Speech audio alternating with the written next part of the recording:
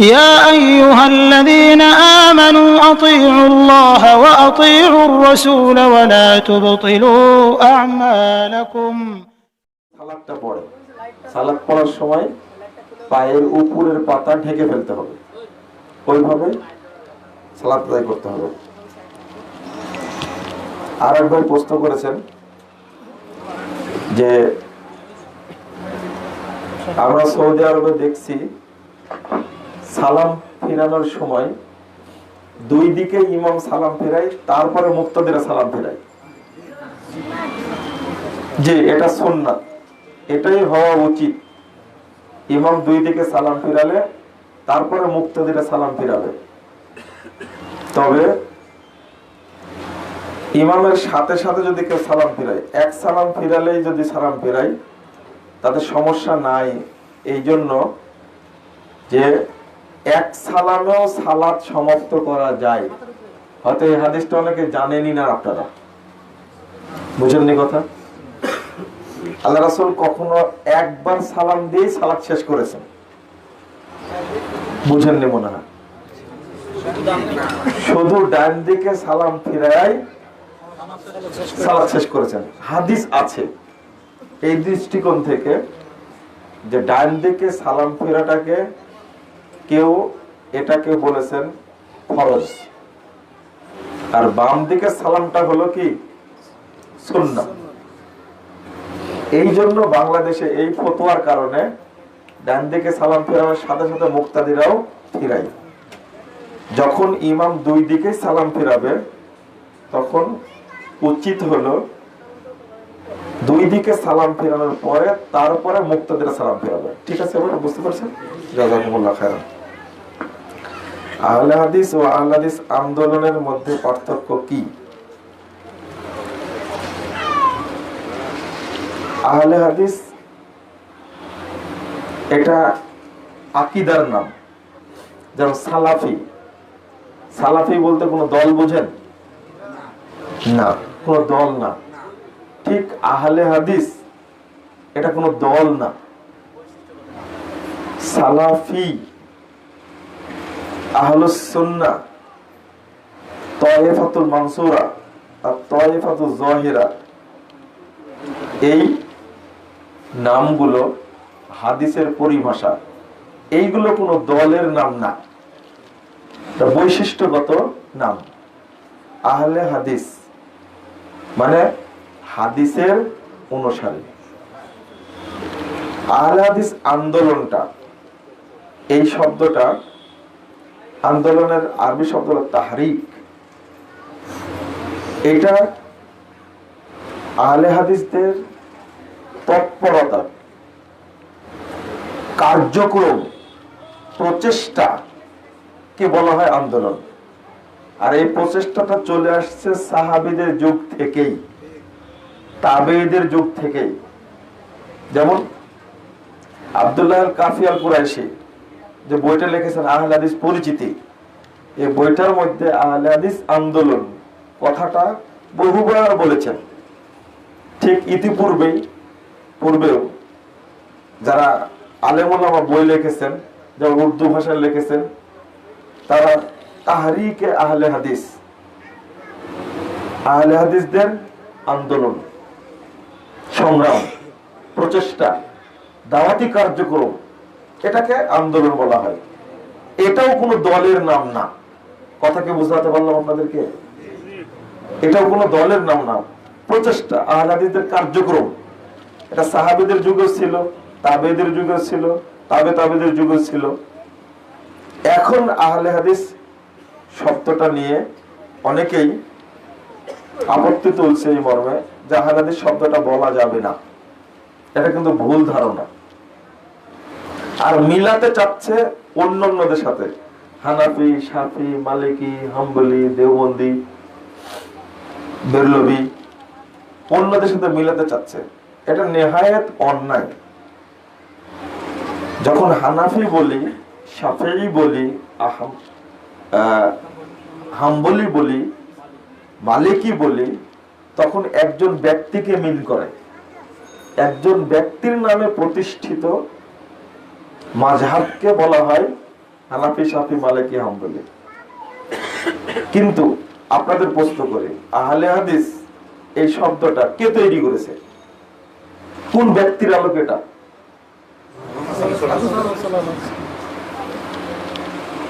তাহলে ফিরে যেতে হচ্ছে রাসূল সাল্লাল্লাহু আলাইহি ওয়াসাল্লামের যুগে, তাই না?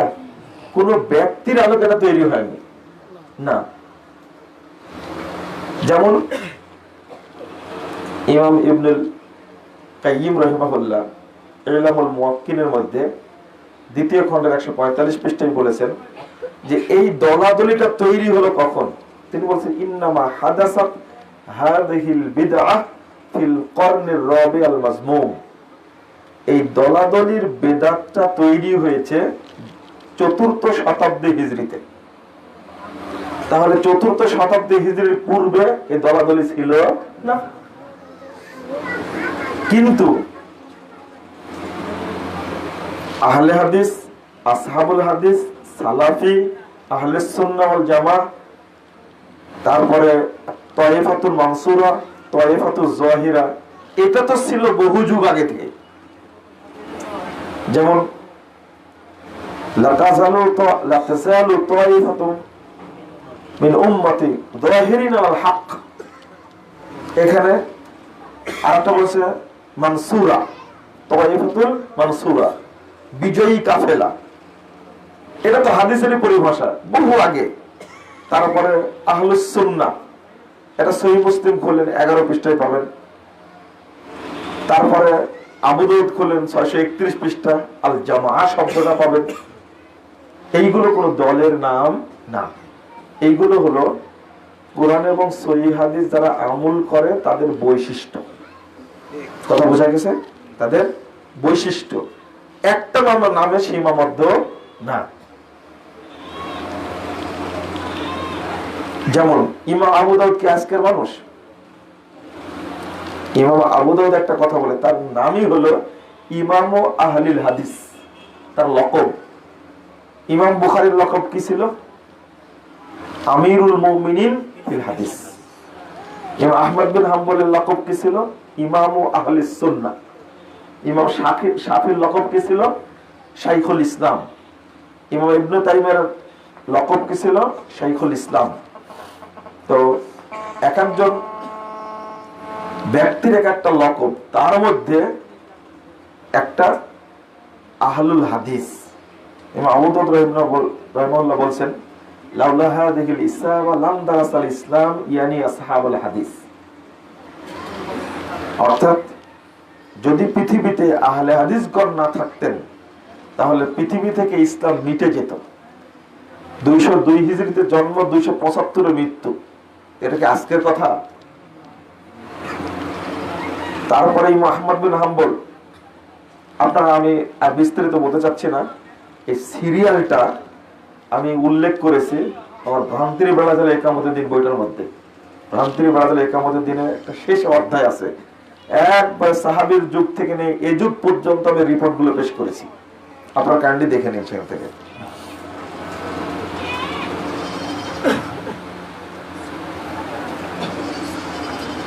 আমার বড় বোনের হসপিটালে সিজার করে ছেলে সন্তান হয়েছে, সেখানে আজান দেওয়া হয়নি।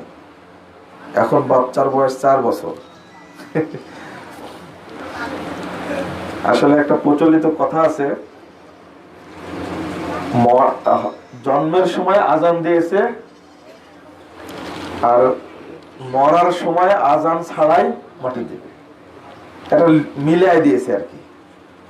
আসলে বাচ্চার কানে আজান দেওয়ার হাদিসটা ত্রুটিপূর্ণ, জয়ীফ হাদিস। আজান দেওয়ার প্রয়োজন নেই। কথা বোঝা গেছে? ডান কানে আজান, বাম কানে ইকামত, এই হাদিসটা জাল। আমরা মাসিক আল ইখলাসে মনে হয় গত সংখ্যায় এই ফতোয়াটা দিয়েছি। কথা বোঝা গেছে? আজান দেওয়ার প্রয়োজন নাই, যেহেতু হাদিস জয়ীফ, সহিহ হাদিস নাই। জয়ীফ হাদিসের উপর আমল করা যাবে না। জাযাকুমুল্লাহ খাইরান।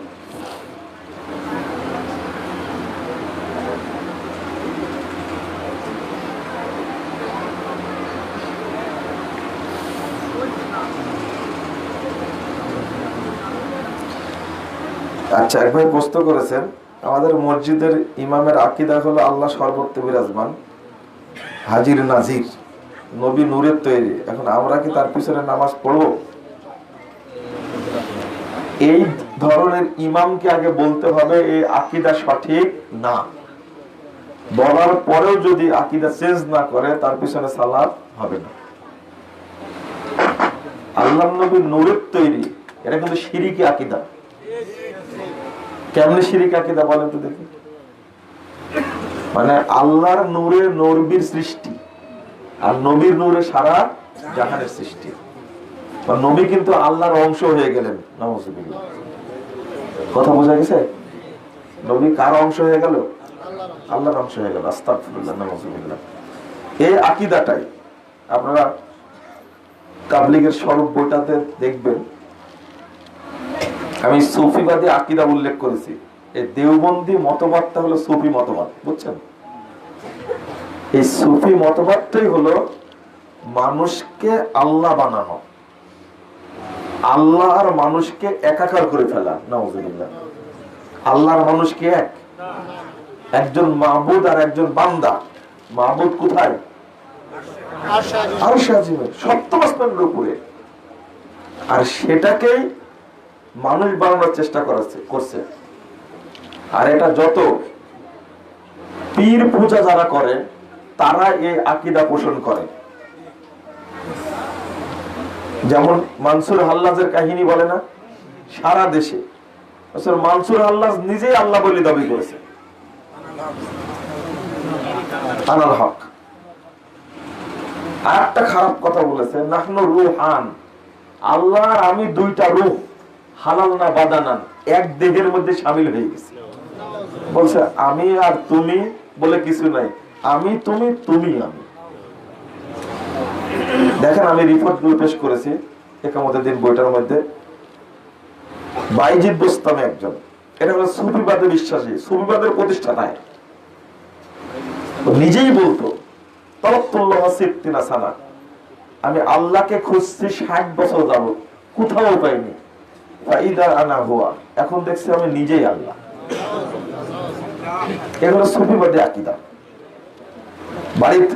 বাড়ির থেকে ডাক দিলে বলতো লাইসা ফিল বাইতে গায়রুল্লাহ, বাড়িতে আল্লাহ ছাড়া কেউ নাই, তুমি কাকে ডাকছো? শুধু তাই, ও যে কোনো কথাই বলতো সুবহানি সুবহানি মা আ'যামা শানি, আমি কতই না পবিত্র, আমি কতই না পবিত্র, আমার মর্যাদা কতই না বেশি। বলে সুবহান কথাটা কার সাথে? সুবহানাল্লাহ বলি না আমরা? এই বাইজিদ বোস্তামি নিজের নামের সাথে লাগা দিয়ে সুবহানি সুবহানি মা আ'যামা শানি, এই কথা বলা যাবে? এটা কুফরি আকীদা না? এই সুফিবাদী আকীদা হলো কুফরি আকীদা। বাংলাদেশে ওটাই চলছে, কিন্তু মানুষ বুঝে না। বাইজিদ বোস্তামির আকীদা প্রচার করছে হুজুর বক্তা। আর একটা খারাপ কথা লিখছে, লিওয়াই আরফাউ মিন লিয়াই মুহাম্মদ। নাউযুবিল্লাহ। আমার মর্যাদা মুহাম্মাদের মর্যাদার চেয়ে অনেক বেশি। আর নকশবন্দি একটা বই আছে আব্দুর রহমান দিমাশকির লেখা, এই বইয়ের মধ্যে এই কথাগুলো তথ্যগুলো পেশ করেছেন। আমি রেফারেন্স সহ দিয়েছি তাবলীগের স্বরূপ বইটার মধ্যে। আপনারা যেন মানুষকে সুফিবাদী আকীদা থেকে বের করে নিয়ে আসতে পারেন। এর এই প্রচেষ্টা শুধু আমার না, আপনাদেরও লাগবে। সবারই প্রচেষ্টা দরকার, একা সম্ভব না এটা। মানুষকে বুঝায়া, এই যে হাজির নাজির লিখছেন, মুহাম্মদ সাল্লাল্লাহু আলাইহি ওয়াসাল্লাম হাজির নাজির হতে পারেন? এই আকীদার কারণেই মিলাদের অনুষ্ঠানে একটা চেয়ার সাজিয়ে রাখা হয় যে ওখানে নবী এসে বসবেন। প্রত্যেক অনুষ্ঠানে হাজির হতে পারেন। আস্তাগফিরুল্লাহ।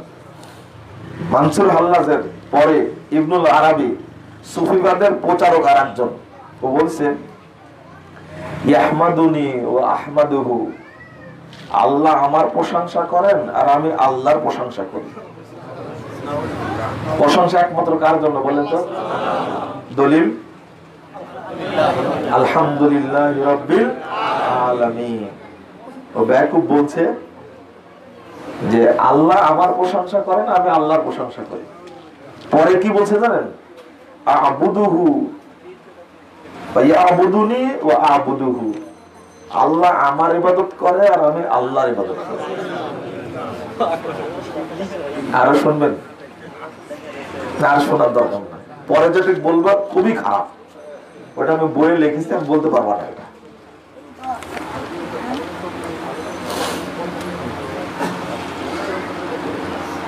যদি কোনো ব্যক্তি ইচ্ছাকৃত ভাবে সালাত ছেড়ে দেয় তাহলে তাকে কাফের বলা যাবে কি? ও কাফের, এতে কোনো সন্দেহ নাই, আপনার বলার দরকার নেই, ও না বলেই কাফের, অটো কাফের একবারে, আপনার বলা লাগবে না।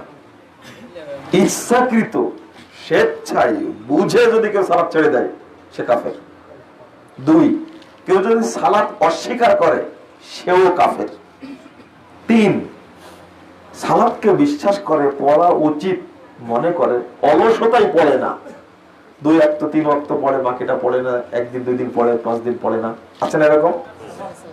এই ধরনের খাটাস মার্কা লোক মারা গেলে জাহান্নামের তলদেশে যাবে, এটা হলো বেহায়ারা।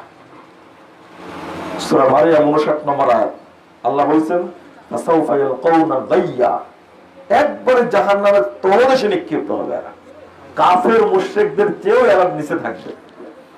তবে যদি শিরিক না করে এরা, কি বলবো, হাদিসে তো এটাও এসেছে, 1080 নম্বর হাদিস ইবনে মাজাহ, মান তারাকাহা ফাকাদ আশরাকা, যে সালাত ছেড়ে দিলে সে শিরিক করলো, ও জাহান্নাম থেকে কখনো বের হতে পারবে না। সুতরাং যদি এইরকম করে পাপী হয় তাহলে তার ইসলামটা যাবে না, যেটা 3 নম্বরটা বললাম, বুঝছেন তো? অলসতায় সালাত পড়ে না, ওর ঈমান যাবে, আমল যাবে, তবে ইসলামটা থাকবে। এই সালাত না পড়ার কারণে যে পাপটা হয়েছে, এই পাপের শাস্তি ভোগ করার পরে কালেমার বদৌলতে আবার জান্নাতে যাবে। কবে, কতদিন পরে যাবে এটা হাদিসে নেই। 60 নম্বর হাদিস ইবনে মাজাহর মধ্যে এসেছে।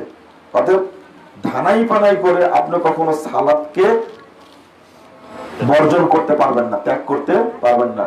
আর মুসল্লি ওই ব্যক্তি যে ব্যক্তি নিয়মিত 5 ওয়াক্ত সালাত আদায় করে, সেই হলো মুসল্লি। গার্মেন্টসে পুরুষ মানুষ চাকরি করা যাবে কি? পুরুষরাই তো চাকরি করবে।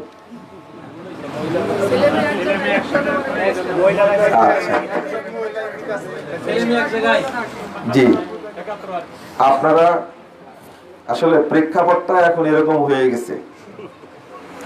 তবে কয়েকটা গার্মেন্টস সম্পর্কে আমার ধারণা আছে, তারা আমাদের আলোচনা শুনে ছেলে এবং মেয়েদেরকে সেপারেট করে দিয়েছে, আলহামদুলিল্লাহ। তো এই ব্যবস্থাটা এখন করা যেতে পারে। আর গার্মেন্টসে চাকরি করা অবৈধ এমনটা না, চাকরি করতে পারে নিজের শালীনতা বজায় রেখে। আর সবচেয়ে ভালো হয় মহিলারা মহিলাদের জায়গায় করবে, পুরুষরা পুরুষের জায়গায় করবে, এমনটা হলে কোনো আপত্তি নাই। কথা বোঝা গেছে? উচিত, কিন্তু সমন্বিত যেখানে হবে, শুধু গার্মেন্টসে না, স্কুলেও হবে না, মাদ্রাসাতেও হবে না। কথা বুঝেছেন? সব জায়গাতে একবারে সম্মিলিত মিক্সচার করে নারী পুরুষ কাজ করবে, এটা ইসলাম বৈধ বলেনি, এটা জায়েজ নাই।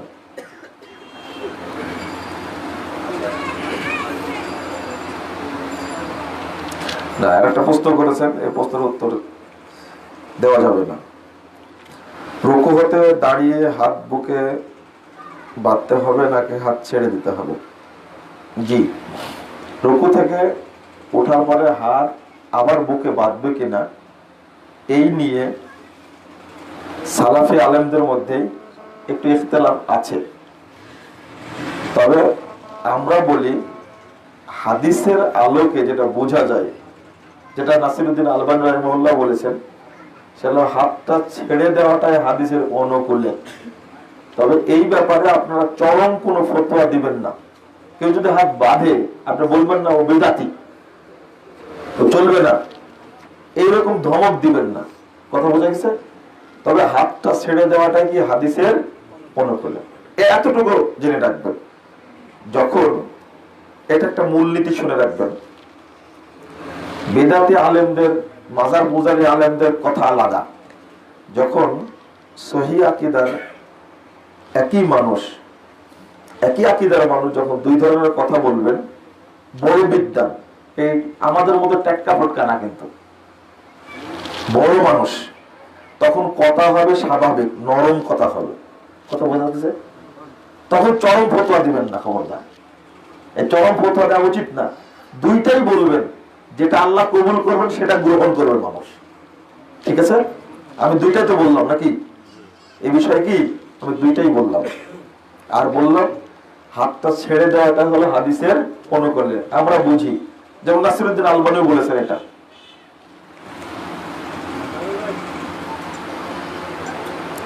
হিজড়া সন্তান কিভাবে বাপের সম্পদের মালিক হবে? একটা ভালো প্রশ্ন করেছেন। হিজড়া হলো পুরুষ, এরা মহিলা না।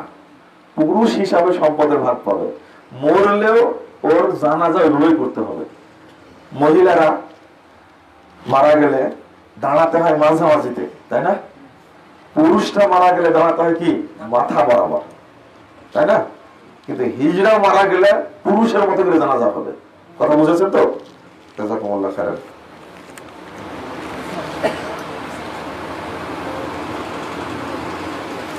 আলেম কি ৭০,০০০ লোককে জান্নাতে নিয়ে যাবে? কে বলেছে? হাফেজদের করণীয় কি? একটা জয়ীফ হাদিস এসেছে। যতগুলো প্রশ্ন করলেন আপনারা, অধিকাংশ প্রশ্নের উত্তর এবার আপনারা পেয়ে যাবেন। এই যে মিথ্যা জাল হাদিস যে কি পরিমাণ আছে সমাজে, ফাজাইলে আমল, ফাজাইলে দরুদ, ফাজাইলে সাদাকাত, ফাজাইলে কোরআন, ফাজাইলে হজ, ফাজাইলে জিকির, এর মধ্যে যে কত জাল জয়ী মিথ্যা কথা আছে, আমি পড়তে গিয়ে বইটা সাজাতে গিয়ে আমি আশ্চর্য হয়েছি, হতবাক হয়েছি। এই জাল থেকে যেন মানুষ বেরিয়ে আসতে পারে, এই জন্য কষ্টটা করেছি। আপনারা একটু দোয়া করবেন, আল্লাহ যেন কবুল করে, এখান থেকে মানুষ যেন বেরিয়ে আসতে পারে। এটা একটা জয়ীফ হাদিস যে একজন হাফেজ ৭০ জনকে, একজন আলেম ৭০ জনকে মুক্ত করে জান্নাতে নিয়ে যাবে, এটা জয়ীফ হাদিস, এটা ঠিক না।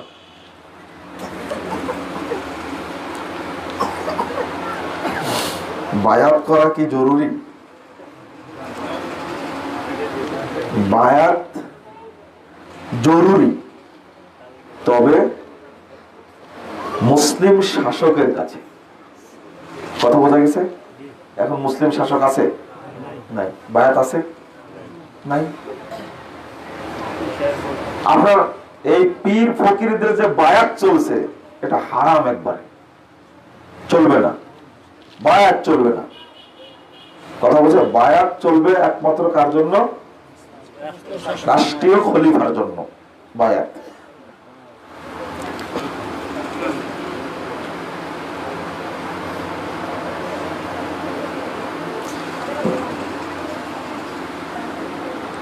দূরের মসজিদে যদি নামাজ পড়তে যাই তাহলে কসর করতে পারবো কি? হ্যাঁ, দূরের মসজিদ বলতে কত দূর বোঝাচ্ছেন আপনি? এই কোনাবাড়ি আর এই জায়গা তাই মনে করছেন নাকি? না, সফর হবে এই ধরনের দূরে যদি যান তাহলে মসজিদে যান। যেমন অনেকেই গাজীপুর থেকে ঢাকা মোহাম্মদপুরে সালাত আদায় করতে যায়, যায় না? কসর করবেন, সমস্যা নাই। এই ধরনের দূরত্ব যদি হয় তাহলে জমা করবে এবং কসর করবে। জহর আসর একসঙ্গে পড়বে, মাগরিব এশা একসঙ্গে পড়বে, কসর করবে।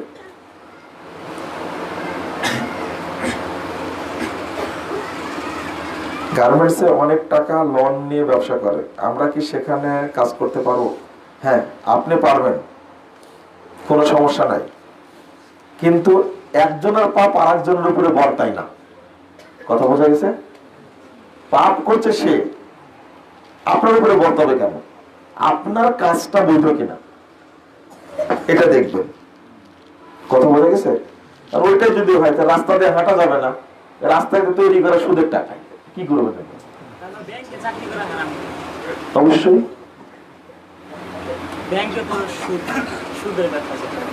ব্যাংকের সব কার্যক্রমই তো সুদের।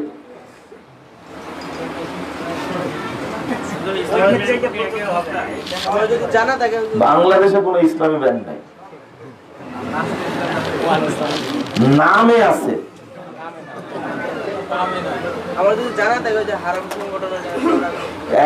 কোন জায়গায় যদি লেখা থাকে ইসলামী গান বাজনা, জায়েজ। আপনারা চিন্তা করেছেন এ দেশের মানুষের সেন্টিমেন্টটাকে গুম করার জন্য, হরণ করার জন্য হাসপাতালের নাম রাখছে ইসলামী হাসপাতাল। বুঝেননি কথা আপনারা? অধিকাংশ ব্যাংকের নাম আর ইসলামী। আবার খেয়াল করেছেন আপনারা যে ব্যাংকের আবার ফতুয়া বোর্ড আছে। আচ্ছা, ফতুয়া বোর্ড ব্যাংকের থাকবে কেন বলেন তো দেখি? এই কথা বহু আগে দিয়েছে। ডেস্টিনি ছিল না, ডেস্টিনি ফতুয়া বোর্ড তৈরি ছিল। এই গৃহপালিত মুফতি দ্বারা ফতুয়া বোর্ড তৈরি করেছে।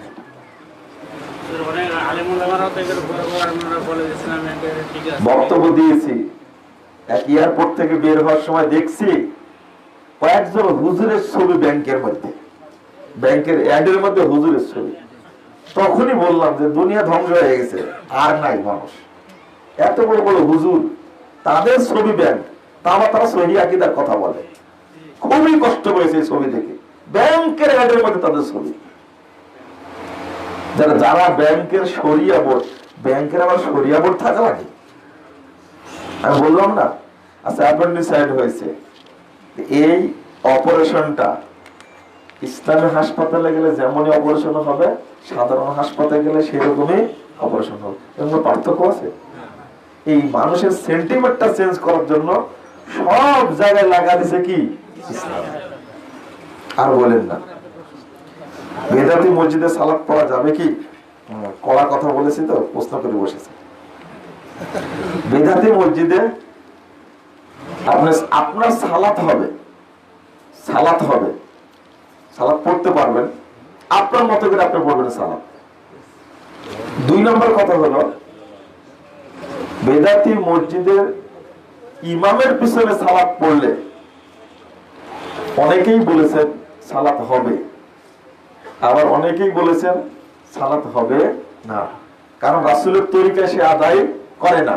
এক, আমি উল্টাটা বলি যে আপনি যদি সালাত পড়েন আপনার সালাত হবে। 1395 নম্বর হাদিস সহিহ বুখারীর মধ্যে আসছে, সেটা হলো মুক্তাদির সালাত হয়ে যাবে, ইমামের পাপ হবে। 1। 2 নম্বর, ফজর এবং আসর এই 2টা সালাত, ফজর এবং আসর এই 2টা সালাত নিয়মিত যেভাবে এই দেশে হত্যা করা হয়েছে আপনি নিয়মিত পড়তে পারবেন না। আপনার সালাত আপনি আউয়াল ওয়াক্ত আগে পড়ে নেবেন, তারপরে যদি জামাতে শামিল হতে চান, আপনার ইচ্ছা করলে শামিল হতে পারবেন। 1497 নম্বর হাদিস সহিহ মুসলিমের মধ্যে এসেছে। কথা বোঝা গেছে কি? নিয়মিত পড়তে পারবেন আপনার ফজর এবং আসর। আমার একটা প্রশ্ন আছে। জি, এই নামাজের নিয়াত করার পরে তারপরে আবার রুকুতে যে আবার এইটা এই আমার এক বন্ধু বলছে যে বারবার নিয়াত করা হইতেছে যে নামাজটা শেষ হবে কখন। মানে নফল একদিন যতবার পড়ছে ততবার নিয়াত হয়ে যাচ্ছে। রাসূল সাল্লাল্লাহু আলাইহি সাল্লামের সুন্নাত তো এটা পছন্দ হয়নি, হুজুরের সুন্নাতটা পছন্দ হয়েছে, জয়ীফ হাদিসটা পছন্দ হয়েছে, সহিহ হাদিসটা পছন্দ হয়নি। একটা দুইটা জয়ীফ হাদিসের কারণে 400 সহিহ হাদিস বাতিল হয়ে গেছে, 400 সহিহ হাদিস বাতিল হয়ে গেছে। রফুল আযান সালাতে 4 জায়গায় করতে হয়, সহিহ হাদিস বর্ণিত হয়েছে, রফুল আযান করবেন। আমি স্পষ্ট বলি, সুন্নাত আমল করার কারণে যদি মসজিদে বাধা দেয়, ওই মসজিদে যাওয়ার দরকার নেই, বাড়িতে সুন্নাত প্রতিষ্ঠা করবেন, সুন্নাত অনুযায়ী সালাত আদায় করতে হবে। কথা বোঝা গেছে? আপনি যে বললেন এই যে ছেলে জন্ম নেওয়ার পরে যে আজান দেওয়া হয়, এটা মাওলানা আমির হামদা সাহেব বলছে যে যদি ওই ছেলের কানে যদি আজান যদি না দেওয়া হয়, সে এক সময় ওই ছেলেটা ছেলে মায়ের মুখে লাথি মারবে, এরকম কথা সে বলছে। আপনারা এই প্রচলিত ধান্দাবাজ বক্তাদের কথা বললে তো সমস্যা। পড়াশোনা না করে যদি বক্তব্য দেয় আর আপনার ওই বক্তব্য যদি আমাদের কাছে বলেন, এটা খুব কষ্ট পাওয়া যায়। কত এক ফেমাস আলোচক বাংলাদেশে দাপিয়ে বেড়াচ্ছে একজন বক্তা, বলছে একটা কথা বলছে, আল্লাহ রাসূল সাল্লাল্লাহু আলাইহি সাল্লাম খাদিজাকে দাফন করার পরে বলছেন তোমরা চলে যাও, ফেরেশতার উত্তরটা আমি দিব। তখন আল্লাহ নাকি বলছেন যে মোহাম্মদ তুমিও চলে যাও, খাদিজার প্রশ্নের উত্তর আমি আল্লাহ নিজেই দিব। এই বক্তার উল্লাস শোনা যাবে? শুনছেন কেন আপনারা? এই জন্য বেদাতি ব্যক্তির সাথে উঠা বসা করা, বেদাতি ব্যক্তির আলোচনা শোনা টোটালি নিষিদ্ধ, না যায়। কখন না আমাকে বেদাতের মধ্যে ঢোকা দিবে। আপনি যার সম্পর্কে জানেন যে বেদাতি কথাবার্তা বলে, তার কথা শোনাই যাবে না একবারে, টোটালি অফ তার ব্যাপারে। জানা ছিল সেটা হচ্ছে, আমরা জানি আল হাদিসরা কয়েকটা সংগঠনের মাধ্যমে তাদের সাংগঠনিক কার্যক্রম পরিচালনা করে। তো আহলে হাদিসদের যারা এগেনস্টে আছে তারা কিন্তু কোনো বিষয় নিয়ে কথা বলতে না পারলো একটা বিষয় নিয়ে বলে যে তোমরা যদি সহি হও তাহলে তোমরা কেন নানান সংগঠনিক আচ্ছা আচ্ছা ব্যাপারে আপনি একটু বলেন, এবং তারা কি একত্রিত করা আছে? আহলে হাদিসদের মধ্যে অনেকগুলো এই বাচ্চার কানে আজান দেয়, এটা বললামই তো। আচ্ছা, আহলে হাদিসদের মধ্যে দাওয়াতি কার্যক্রমের ক্ষেত্রে বিভক্তি আছে, দলীয় বিভক্তি। বিভক্তি তাকে বলে যেটা আকীদাগত বিভক্তি। কথা বোঝা গেছে? তবে এই যারা বিভক্ত আছে আহলে হাদিসদের মধ্যে, তাদের উচিত হলো ঐক্যবদ্ধভাবে কার্যক্রম পরিচালনা করা। ইসলাম এটাই চাই। জি, এটা তো সবাই জানছে। ঐক্যবদ্ধভাবে কাজ করাটা, আপনারা চান, আল্লাহর কাছে দোয়া করেন আল্লাহ যেন আহলে হাদিস উলামায়ে কেরামকে ঐক্যবদ্ধভাবে দাওয়াতি কাজ করার তৌফিক দান করেন। এই দোয়া তো করতে পারবো আমরা। এই ঠনকো দুনিয়াবি কারণে বিভক্তি, কিন্তু বক্তব্য সবাই একই, আকীদার বক্তব্য একই, আমলের বক্তব্য একই, সালাতের বক্তব্য সবারই কি এক, কিন্তু এক টেবিলে বসতে পারে না। কিন্তু বাপের বেটা জাকির নায়েক কিন্তু একটা কাজ করে ফেলেছে। বাপের বেটা একটা, পৃথিবীতে আর কেউ পারেনি। আমি কথাটা বলি এইভাবে, খারাপ কথা, খারাপ লাগে শুনতে, কানে ধরে এক জায়গায় বসাচ্ছিল। হ্যাঁ, বলবি না মানে একবারে, মানে বিভক্ত বাংলাদেশে, কিন্তু দুবাইয়ে গিয়ে সবাই সোজা এক টেবিলে বসাইছে। বলবি না মানে বসে আলোচনা করতে হবে। যদি আলহামদুলিল্লাহ এরকম হয়, এক টেবিলে বসা খুব কষ্ট হয়। কষ্ট হয় কি জানেন? দাওয়াত দেওয়া হয়েছে, পোস্টারে নামটা কার কোথায়, এটা হলো 1 নম্বর বিষয়। নামটা আমার আগে না পরে। যদি নামটা আগে থাকে যাব, না থাকলে নাই। সবার অভিযোগ, একটা প্রোগ্রামে মনে করেন 5 জন বক্তা আছে, 5 জন বক্তাই হলো প্রধান বক্তা, অন্যান্য একে একে যখন বক্তা হতো প্রধান বক্তা। সিরিয়াল করবেন কি করে?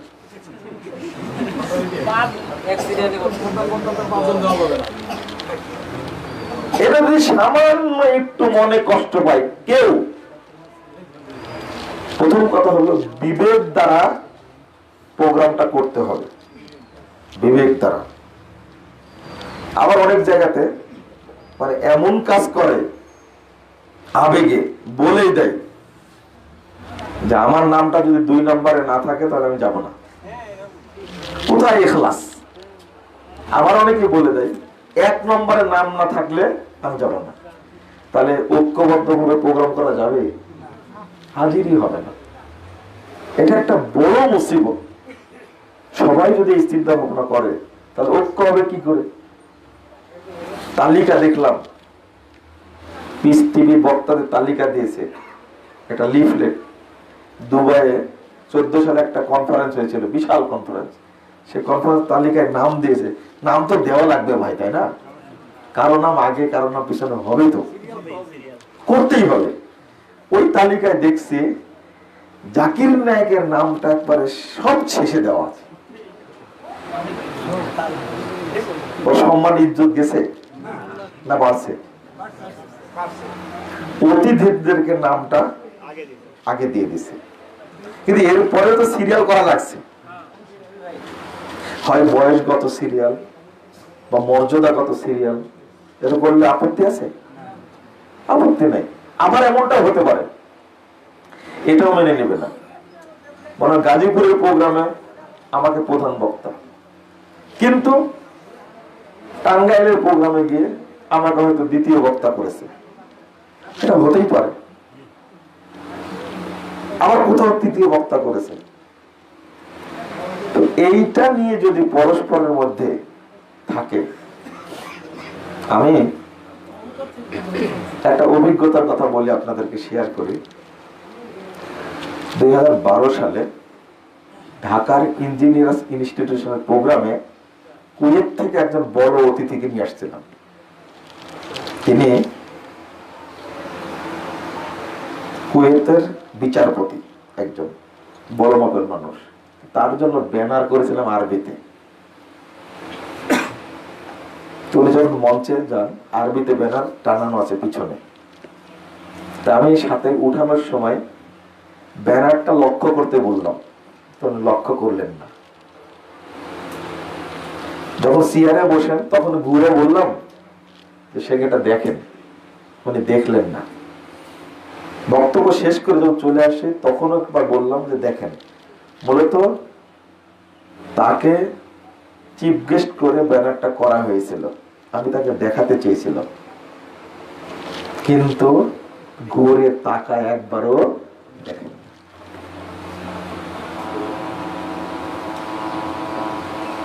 আমি ভাবলাম যে কত বড় আত্মমর্যাদাবোধ সম্পন্ন ব্যক্তি। মোবাইলটা সরাও, কিন্তু অফ করো। তো আমি আরেকটা জিনিস দেখেছি, ওই একই ব্যক্তির ঢাকা এয়ারপোর্ট থেকে রিসিভ করে নিয়ে আমি চন্দ্রা হয়ে রাজশাহী নিয়ে যাচ্ছি। নাস্তা করার একটা ভালো হোটেল খুঁজছে, খুব ক্লান্ত, কিন্তু এটা বুঝতে পেরেছে। আমি গাড়ি থেকে নেমে হোটেল দেখতে গেছি, চন্দ্রা থেকে একটা হোটেল আছে না, বুঝতে পেরে ফুটপাতে রাস্তার দক্ষিণ পাশে এই যে চা বিক্রি করে না আর পরোটা বিক্রি করে, এটা সাধারণ জায়গাতে উনি ওই জায়গায় বসে গেছে, আর আমাকে ডেকে পাঠাচ্ছেন যে ডাক দাও। উনি বুঝতে পারেছেন আমার জন্য ভালো হোটেল খুঁজছে। ওখানে বসে থেকে আমি এসে দেখি একটা পরোটা নিয়ে চায়ের মধ্যে ভিজায়া পরোটা খাচ্ছে। এত বড় মনের মানুষ, আমি ব্যর্থ, মানে আমি বুঝলাম না তার সম্পর্কে। আমরা যেটা খুঁজি তার কোনো পাত্তাই দেয় না, পাত্তাই দেয় না।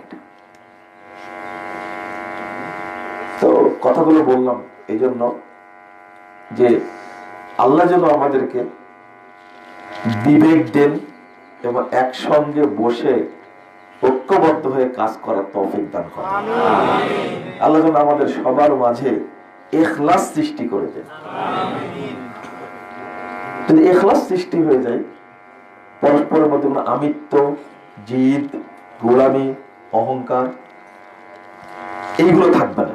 ইখলাস থাকলে এগুলো থাকে না। আল্লাহ যেন আমাদেরকে ঐক্যবদ্ধভাবে কাজ করার তৌফিক দান করে। আমি শেষ করি, আপনারা তো কথা বলতেই থাকবেন বুঝতে পারছি। বেতের সালাতে ইমাম ও মুক্তাদি একত্রে হাত তুলে মোনাজাতের দলিল ও নিয়ম জানতে চাই।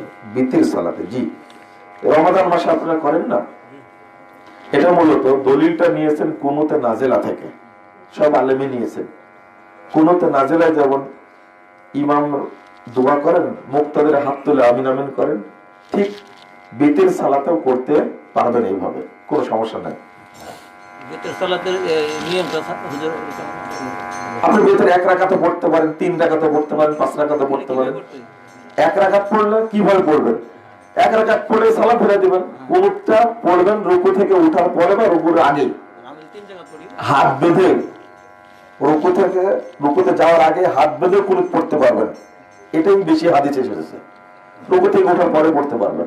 1 রাকাত পড়ে শেষ করলেন, 3 রাকাত পড়লে একটানা 3 রাকাত পড়বেন, মাঝখানে মাগরিবের সালাতের মতো বৈঠক করার এই হাদিস জয়ীফ হাদিস, এটা চলবে না।